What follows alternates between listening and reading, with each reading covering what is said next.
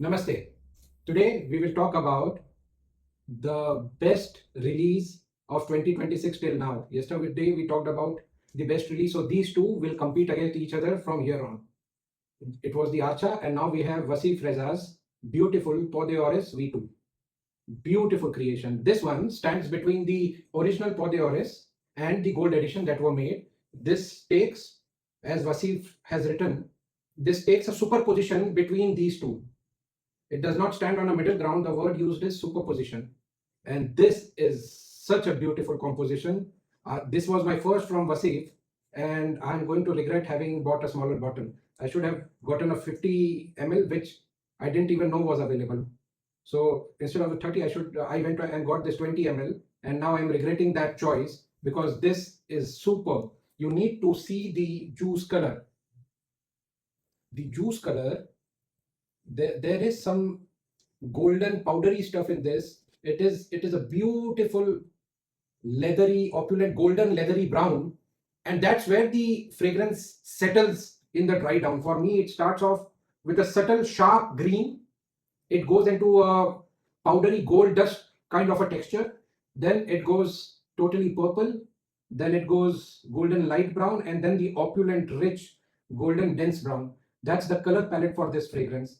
Everything is in precise measurement. Nothing jumps out, but the whiff that you get from the basic whiff generating engine of this fragrance, that is changing so well and so smoothly, so subtly, that you enjoy the fragrance amazingly. My notes, I started off making the notes, and 1, 2, 3, 4, 5, 6 pages of notes I have written on this Peau D'Orris, and not counting the breakup of notes that are given on various Perfumo or Fragrantica. I messaged Wasif, and then I realized that he has given the notes on the card itself, which I had overlooked.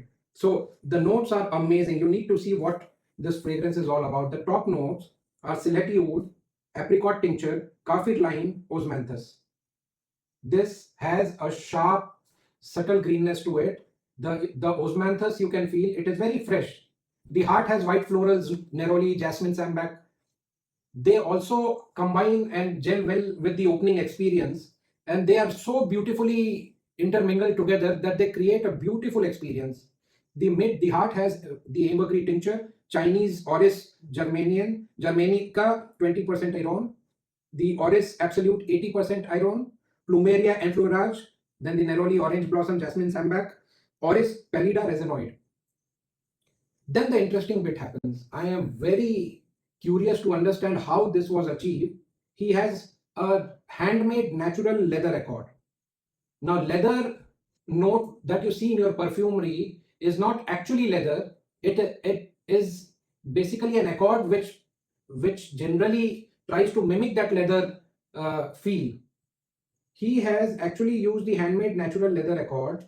How was that leather accord made? I am very curious to know. Wasif bhai, when you see this, you need to message me. Then it has the Yugoslavian oak moss absolute. So this leans on the chypre side. It has the Burmese oud. It has, so the original was Thai oud. This one has Burmese oud.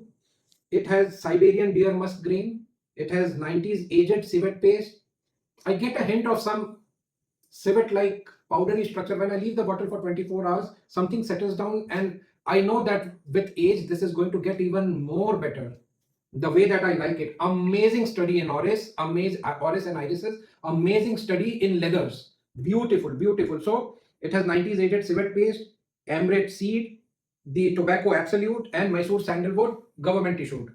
So what it feels like, I've been wearing this on a regular basis, rather much too often right now since I got it, and I wear it on a suit. I layer it on my skin, but the whiff that I get it on right. If I'm sitting like this, my hand is resting on the table, I'm still getting whiffs. And this is super long lasting. It keeps changing. The leather will remain for the 15th hour also in a very beautiful manner. And none of the accords disturb your concentration. They just give you that elegant, regal feel. They give you that purple and gold feel that this is meant to be. It is a study in irises, Orris. It is a study in opulence. It is a study in how iris takes center stage with the leathers. Beautifully done. Beautiful work, Wasif bhai. Shout out to you. This and the Archa from Chera people are the top two picks. You can pick whichever you want to put on one. They are okay. This is going to act like a postscriptum to what I have already recorded. I was talking to Wasif bhai and he messaged me. I was wanting to know what the ingredients are. Generally, the ingredient list is longer than what is there written on the cards. So he told me, I wanted to read this out. There are over 350-ish materials inside the Peau D'Orris, and he has listed a few major ones that I wanted to highlight. So the apricot tincture, that's self-made. There is wild trat oud. This does have that wild trat oud, which is helping with the golden hue. And the other part is rose de mai. We missed on. It has this. The civet paste is SQ, Sultan Qaboos civet paste. He has also used the Sultan Qaboos Malay Ultima, which gives that freshness, that minty kind of that greeny vibe that I was getting. That's the Sultan Qaboos Malay Ultima. So that was one thing that was in my mind where I was getting that sharp yet subtle greenness, and now I connected. There's also the Prachin Guri cultivated oud, which I missed on. So these are the items, but the structure, the beauty of this is par excellence. Amazing, amazing. I'm glad I got this. I regret I got a smaller bottle. Thank you so much.